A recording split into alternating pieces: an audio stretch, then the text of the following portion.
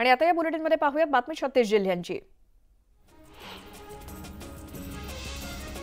अरुणाचल प्रदेशात विधानसभा निवडणुकीसाठी मतमोजणी सुरू आहे। भाजपने 18 जागा जिंकल्या असून निवडणूक आयोगानुसार भाजप 28 जागांवरती आघाडीवर आहे, तर काँग्रेसच्या पारड्यात एकही जागा आलेली नाही। सिक्कीममध्ये सुद्धा मतमोजणीला सुरुवात झाली आहे। सिक्कीममध्ये सिक्कीम क्रांतिकारी मोर्चाचा 7 जागांवरती विजय झालाय, तर एसकेएम एकूण 32 पैकी 24 जागांवरती आघाडीवर आहे, तर दुसरीकडे सिक्कीम डेमोक्रेटिक फ्रंटला एका जागेवर आघाडी मिळाली आहे।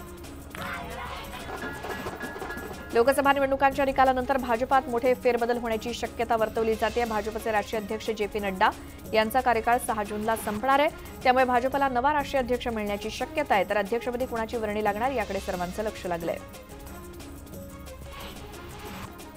वर्षा गायकवाड यांच्या अडचणी वाढण्याची शक्यता आहे। वर्षा गायकवाड यांनी उज्ज्वल निकम यांच्या विरोधात खोटा प्रचार केल्याचा आरोप भाजपने केलाय।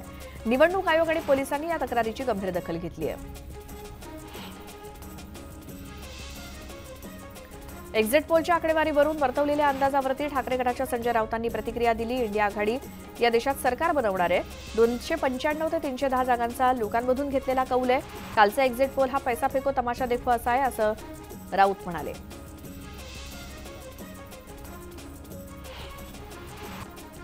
उठावानंतरची ही आमची पहिली निवडणूक असून या निवडणुकीतील विजयानंच आमची पुढची वाटचाल होईल, असा विश्वास संजय शिरसाटांनी व्यक्त केला। विरोधकांना विधानसभा अवघड जाईल असाही दावा त्यांनी केला। राज्यातील काँग्रेस नेते विजय वडेट्टीवार यांनी एक्झिट पोलचा दावा खोडून काढत इंडिया आघाडीचं सरकार येण्याचा दावा केलाय। 10 पैकी 8 लोक मोदींच्या विरोधात बोलताना दिसतायत। एक्झिट पोलचे निकाल बदललेले दिसतील, असं विजय वडेट्टीवार म्हणाले। एक्झिट पोलच्या माध्यमातून जनतेने तिसऱ्यांदा माझ्यावरती विश्वास दाखवलाय। रावेरची जागा चांगल्या मतांनी निवडून येईल असा विश्वास रक्षा खडसेंनी व्यक्त केला। तिसऱ्यांदा मोदी देशाचं नेतृत्व करतील, असंही रक्षा खडसे म्हणाल्या। यवतमाळ वाशिम लोकसभेच्या निकालापूर्वीच पुसद शहरात महाविकास आघाडीचे उमेदवार संजय देशमुखांचे बॅनर झळकतायत। विजय निश्चित असा आशय बॅनरवरती छापण्यात आलाय। बॅनरवरती संजय देशमुख आणि उद्धव ठाकरेंचा फोटो लावण्यात आलाय। पुण्याच्या कोथरूडमध्ये महायुतीचे उमेदवार मुरलीधर मोहोळ यांच्या विजयाचे बॅनर लागलेत। निकालाच्या 2 दिवस आधीच मुरलीधर मोहोळ यांच्या विजयाचे बॅनर झळकतायत। बॅनरवरती लोकसभा खासदारपदी निवड झाल्याबद्दल हार्दिक अभिनंदन असा आशय छापण्यात आलाय।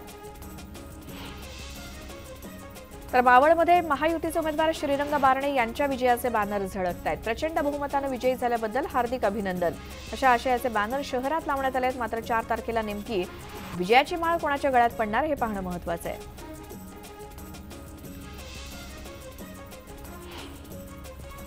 राज्याचे उपमुख्यमंत्री अजित पवार बारामती दौऱ्यावरती आहेत। त्यांनी सकाळी 6 वाजल्यापासूनच बारामतीतील विकास कामांची पाहणी करायला सुरुवात केली। यावेळी त्यांनी सहयोग सोसायटीमध्ये जनता दरबार घेतला।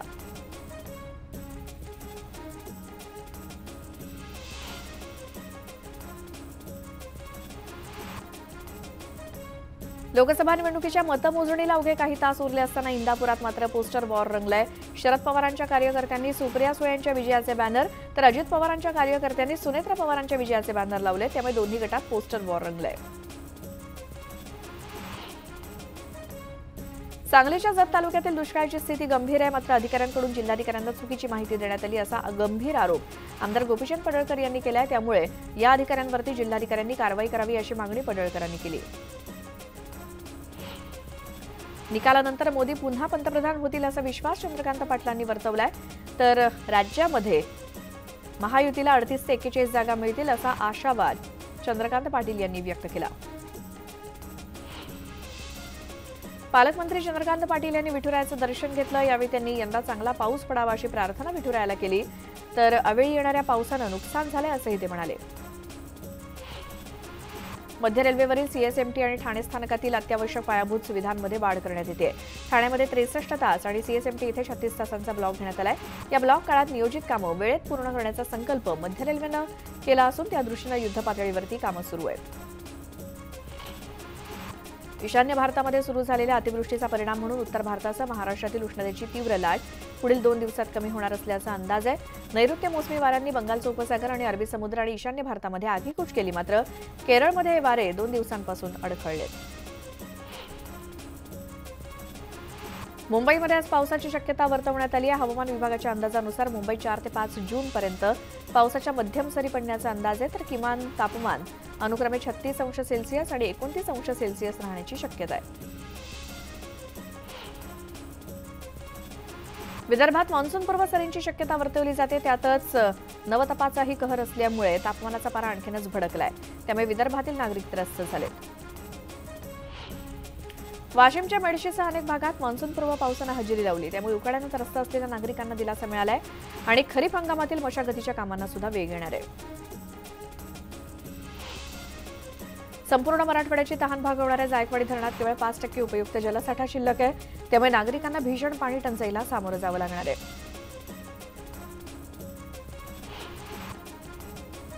गोंदियातील आमगाव इथे पाण्यासाठी नागरिकांना वणवण भटकावं लागतंय, त्यामुळे नगर परिषदेद्वारे टँकरनं पाणी पुरवठा सुरू आहे, मात्र कायमस्वरूपी पाण्याची व्यवस्था करावी अशी मागणी नागरिक करतात। उन्हाचा पारा चढत असल्यानं जिल्ह्यामध्ये पाणी टंचाईची समस्या वाढते, त्यामुळे छत्रपती संभाजीनगर जिल्हा पाणी टंचाईच्या फेऱ्यात अडकलाय। 466 गावं आणि 72 वाड्यांना 725 टँकरद्वारे पाणी पुरवठा केला जातोय।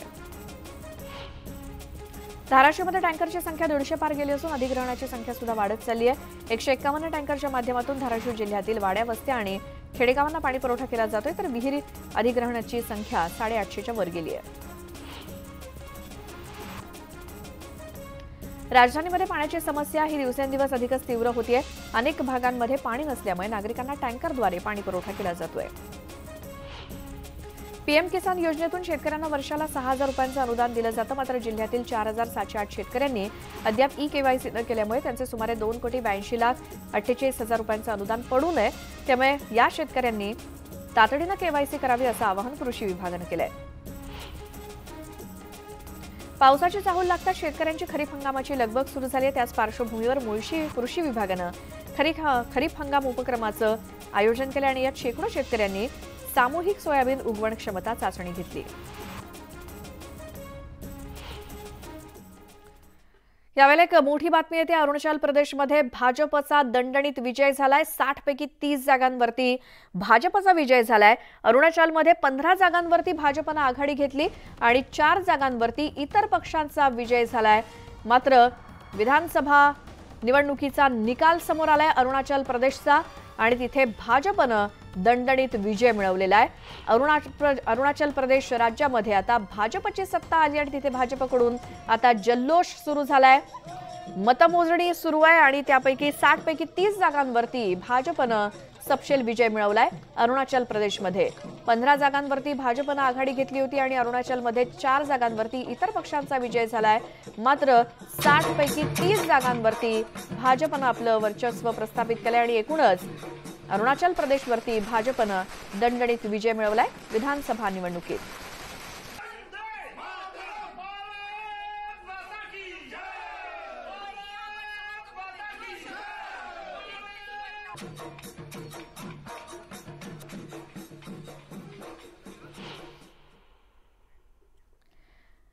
आणि आता पुन्हा या बुलेटिनमध्ये पाहूयात बातमी 36 जिल्ह्यांची। नाशिकहून पेठ मार्गे गुजरातकडे जाणारी वाहतूक पहाटेपासून ठप्प आहे। महामार्गावरती दोन्ही बाजूला 3 ते 4 किलोमीटरपर्यंत वाहनांच्या रांगा लागल्या, त्यामुळे प्रवाशांचे मोठे हाल झालेत। नंदुरबार जिल्ह्यातील शहादा तालुक्यातील लोणखेडा चौफुलीवरती अवजड वाहनांमुळे मोठ्या प्रमाणात वाहतूक कोंडी होतीये, त्यातच वाहतुकीचं नियोजन न केल्यामुळे मोठ्या प्रमाणात नागरिकांना त्रास सहन करावा लागतोय। पावसाळा 1.5 महिन्यावरती येऊन ठेपलाय, त्यामुळे मुंबई महापालिकेनं साथीचे आजार रोखण्यासाठी विशेष नियोजन केले आणि पहिल्या टप्प्यात मुंबई शहर आणि उपनगरात कीटकनाशक आणि धूर फवारणी करण्याचा निर्णय घेण्यात आलाय। त्यानंतर सार्वजनिक ठिकाणी अडगळीत पडलेलं भंगार जप्त केलं जाणार आहे। पुण्यामध्ये वाढत्या उन्हामुळे पुणेकरांनी मेट्रोनं प्रवास करण्याला अधिक पसंती दिली आहे। मे महिन्यामध्ये तब्बल 15,54,000 प्रवाशांनी मेट्रोतून प्रवास केलाय, तर मेट्रो प्रवाशांची सरासरी दैनंदिन प्रवासी संख्या 84,000च्या पुढे गेली आहे। वाशिम ते जिंतूर या राज्यमार्गाचं काम निकृष्ट दर्जाचं झाल्यानं अनेक वाहनांचे टायर फुटून अपघात होण्याच्या संख्येत वाढ झाली आहे, त्यामुळे वाहन चालक त्रस्त झालेत, त्यामुळे संबंधितांवरती कारवाई करण्यात यावी अशी मागणी केली जाते। पुणे कल्याणीनगर अपघात प्रकरणी विशाल अग्रवाल आणि शिवानी अग्रवाल यांना कोर्टात हजर केलं जाणार आहे। शिवानी अग्रवालची डीएनए टेस्ट करण्यात येणार आहे, तसंच विशाल अग्रवाल आणि शिवानी अग्रवाल यांच्या पुढील तपासासाठी पोलीस कोठडी मागण्याची शक्यता आहे। पुणे महानगरपालिकेच्या घनकचरा व्यवस्थापनाची गाडी चालवणाऱ्या मद्यधुंद चालकाने एका दुचाकीला धडक दिली। पुण्याच्या नवले ब्रिजवरती ही घटना घडली। सुदैवाने यात जीवितहानी झाली नसली तरी या कर्मचाऱ्यावर कारवाई होणार का याकडे सर्वांचं लक्ष लागलंय। नांदेडमध्ये वाडी बुद्रुक गावातील एका नाल्याजवळ 390 पेक्षा जास्त बंदुकीतील गोळ्यांचा साठा सापडलाय। लाईट मशीन गनच्या गोळ्या असल्याची माहिती समोर येते, त्यामुळे घटनास्थळी दहशतवाद विरोधी पथकं आणि श्वान पथकं दाखल झाली आहेत। शिर्डीतील बहुचर्चित सागर शेजवळ हत्याकांड प्रकरणातील आरोपींना कारागृहातून रुग्णालयात नेत असताना पोलिसांना चकवा देत ते फरार झालेत। या आरोपींच्या शोधासाठी पोलीस पथकं रवाना झाली आहेत। भुसावळचे आमदार संजय सावकारे आणि त्यांच्या कुटुंबियांना अज्ञातांनी जीवे मारण्याची धमकी दिली। या प्रकरणी अज्ञात व्यक्तीविरोधात बाजारपेठ पोलीस ठाण्यात गुन्हा दाखल झालाय। माजी नगरसेवक आणि त्यांच्या मुलावरती करण्यात आलेल्या जीवघेण्या हल्ल्यानं मालेगाव पुन्हा हादरून गेलंय। अज्ञातांकडून दोघांवरती तलवारीनं वार करण्यात आले। हल्ल्यामध्ये दोघे जण गंभीर जखमी झाले असून खासगी हॉस्पिटलमध्ये त्यांच्यावर उपचार सुरू आहेत। शिराळ्यातील बायपास मार्गावरती प्रवासी बॅगेत सापडलेल्या मृतदेहाच्या खुनाचा गुन्हा उघडकीस आणण्यात सांगली पोलिसांना यश आलंय। कुटुंब प्रमुखाच्या व्यसनाधीनतेला कंटाळून 3 महिन्यांपूर्वी कुटुंबियांनी खून केल्याचं उघड झालं। या प्रकरणी तिघांना अटक करण्यात आली आहे। वाशिम शहरामध्ये बाईक चोरीच्या घटनांमध्ये वाढ झाली होती। त्याच पार्श्वभूमीवर जिल्ह्यात बाईक चोरणाऱ्या टोळीच्या पोलिसांनी मुसक्या आवळल्या। त्यांच्याकडून 2 लाख रुपये किमतीच्या 4 बाईक्स पोलिसांनी हस्तगत केल्या आहेत। गोंदिया जिल्ह्यातील वाहतूक पोलीस ऍक्शन मोडवर आलेत। मे महिन्यात पोलिसांनी 5000 वाहनधारकांवरती कारवाई केली।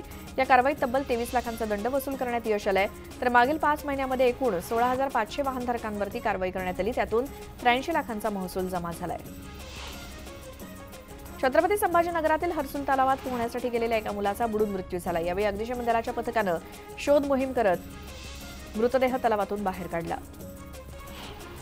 सोलापूर पुणे राष्ट्रीय महामार्गावरती 3 वाहनांचा विचित्र अपघात झाला। या अपघातात नॅशनल हायवेचा एक कर्मचारी सुद्धा गंभीर जखमी झाल्याची माहिती मिळाली आहे। तर अपघातानंतर वाहतूक पूर्णपणे ठप्प झाल्यानं वाहनांच्या लांबच लांब रांगा लागल्या। शिरूर सातारा महामार्गावरील नागरगाव इथे 2 बाईकची समोरासमोर धडक झाली। या अपघातात महादेव शेलार आणि अनुज गायकवाड या दोन्ही बाईकस्वारांचा मृत्यू झालाय। पुण्यातील दत्तवाडी परिसरातील एका घरावरती झाड पडल्यानं घराचं मोठं नुकसान झालंय। सुदैवानं घरात कोणीही नसल्यामुळे जीवितहानी झाली नाही। मात्र या भागातील ग्रामस्थांनी हे झाड धोकादायक असल्याचं सांगूनही पालिकेनं दखल घेतली नाही, त्यामुळे पुणेकर आक्रमक झालेत। तळेगाव नगर परिषदेचे मुख्याधिकारी एन के पाटील यांनी 2 कारला धडक दिली। सुदैवानं कोणतीही जीवितहानी झाली नाही। मात्र हा प्रकार ड्रंक अँड ड्राईव्हचा असल्यानं पोलीस ठाण्यामध्ये गुन्हा दाखल झालाय। त्यानुसार मुख्याधिकाऱ्यांना ताब्यात घेण्यात आलंय।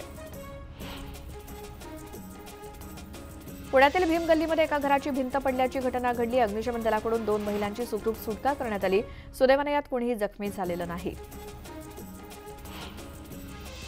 गोंदियाच्या कुंदनकुटी मंदिर परिसरातील घरामध्ये अज्ञात चोरट्यांनी शिरून 2 लाखांचे सोन्या चांदीचे दागिने आणि रोख रक्कम लंपास केली। या प्रकरणी गोंदिया शहर पोलिसांनी घरफोडी करणाऱ्या 2 अट्टल चोरट्यांना अटक केली। Saregama Little Champs fame Rucha घांगरेकरनं टीआरपीमध्ये अव्वल स्थानावरती असणाऱ्या ठरलं तर मग मालिकेचं शीर्षक गीत गायलंय। रुचाच्या गोड आवाजातील हे शीर्षक गीत ऐकून नेटकरी तिचं कौतुक करतायत। अभिनेता प्रसाद जवादे आणि त्याची पत्नी अभिनेत्री अमृता देशमुख यांनी मिनी व्लॉग